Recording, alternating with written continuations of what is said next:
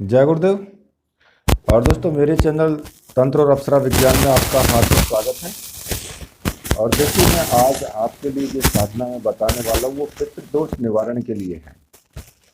तो मेरी आपसे रिक्वेस्ट है कि जो भी मेरे चैनल पर नए व्यूवर्स हैं वो चैनल को ज़रूर सब्सक्राइब कर लें और साथ में ही बेल के बटन को भी प्रेस कर लें, ताकि जो भी मैं लेटेस्ट वीडियो डालूं उसका नोटिफिकेशन उनको तुरंत मिल जाए और उस वीडियो को वो देख पाएँ। क्योंकि मैं आपके लिए इस प्रकार के वीडियो आध्यात्म से जुड़े हुए मैं आपके लिए एक से एक अच्छे से अच्छे वीडियो आपके लिए लेकर के आता रहूँगा।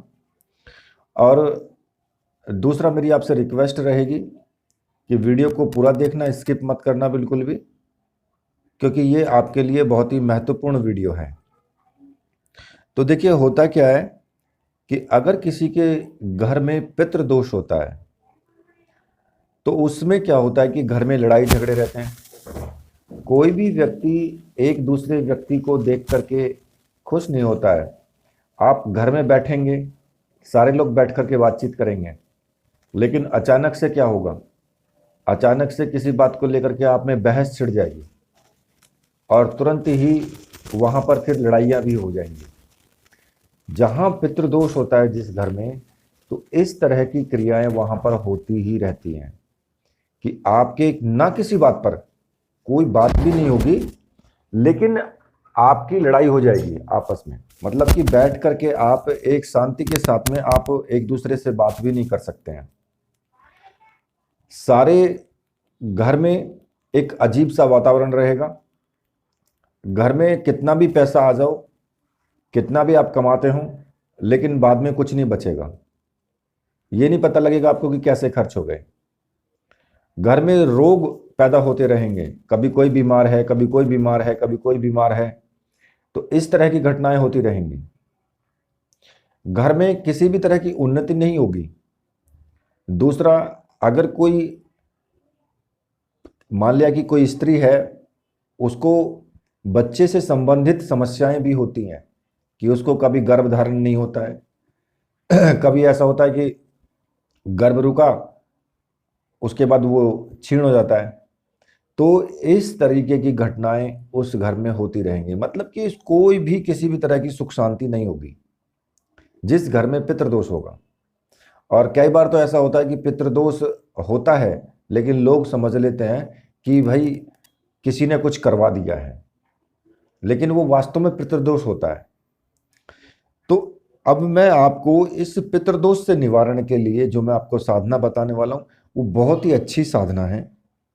तो इसको आप क्या करेंगे, किसी भी शुभ दिन पर, जैसे कि होली हो गया, दीपावली हो गया, या नवरात्रे हो गया, या फिर शिवरात्रि है, किसी भी शुभ दिन पर, या पितरों के जो दिन आते हैं जिन्हें पितृपक्ष बोला जाता है, तब भी आप ये कर सकते हैं प्रयोग।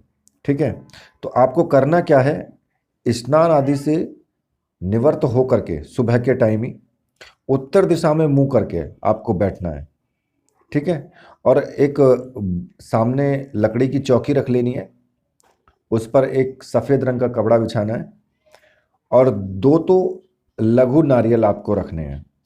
ठीक है। और 5 गोमती चक्र स्थापित करने हैं आपको वहाँ पर। और एक शुद्ध घृत का दीपक लगाएं, धूपबत्ती अगरबत्ती जो भी है वो लगाएं।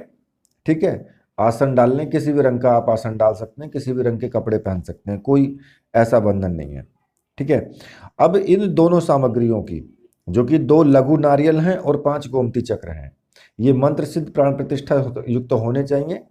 और इस तरह की सामग्री अगर आपको चाहिए, अगर कहीं नहीं मिलती है तो फिर आप मुझसे ले सकते हैं।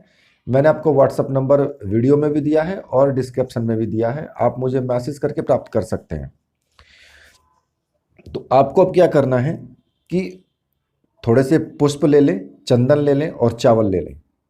इनसे पूजन करना है, दोनों सामग्रियों का पूजन करना है।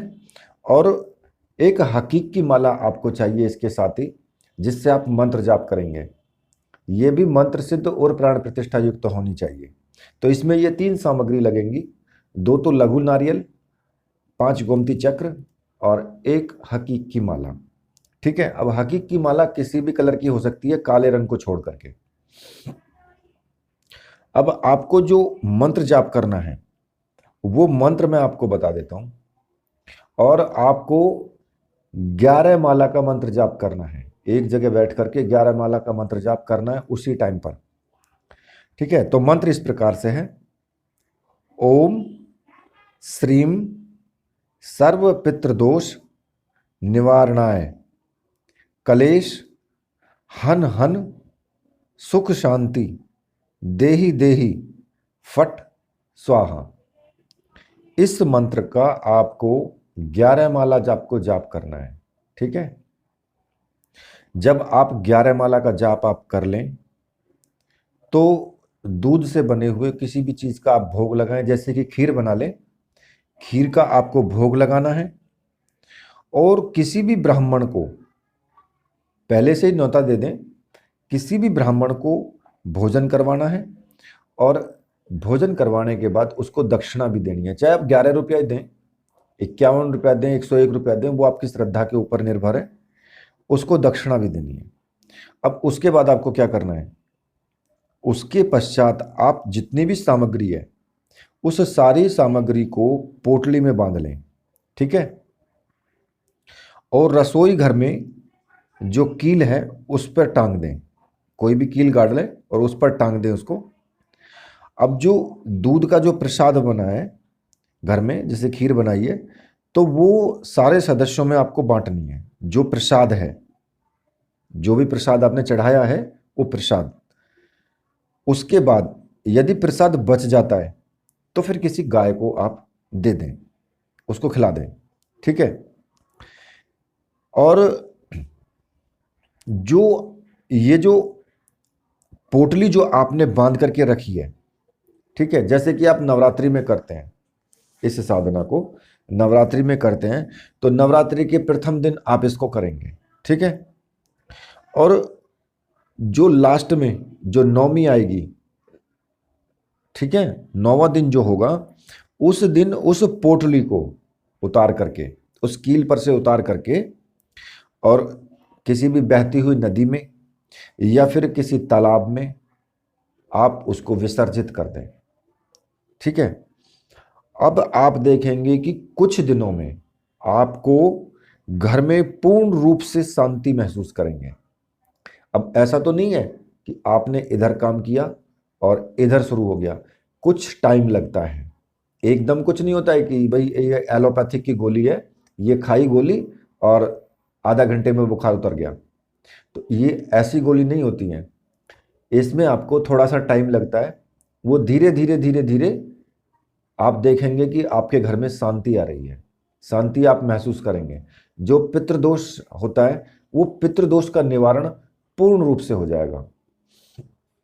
ये साधना वास्तव में ही बहुत गजब की साधना है, और जिनके घर में पितृदोष होता है आप देखेंगे कि वहां पर बिल्कुल भी शांति नहीं होती है। और इस जो मैंने आपको प्रयोग दिया है, इस प्रयोग को करने से पितृदोष का निवारण पूर्ण रूप से हो जाता है, और आप शांति महसूस करेंगे, घर में उन्नति भी होगी। लेकिन आने वाले कुछ दिनों में ऐसा नहीं है कि तुरंत उन्नति भी होगी, आपके घर के सदस्य आपस में बैठकर प्रेम का व्यवहार भी होगा उनके आपस में, क्योंकि जहां पितृदोष होगा वहां फिर प्रेम का व्यवहार नहीं रहता है, वहां थोड़ी देर में लड़ाई झगड़ा हो जाता है। ठीक है ना, तो इस तरीके से आप इस साधना को करें और पूर्ण रूप से आपके घर में शांति रहेगी। ठीक है, इसी के साथ में अब साधना को पूर्ण रूप से मैंने आपको साधना बता दी है। अब मैं वीडियो को यहीं पर समाप्त करता हूं। तो मेरे साथ बोलिए, बोलिए वीर बजरंगबली हनुमान जी महाराज की जय, बोलिए मेरे परमहंस गुरुदेव की जय।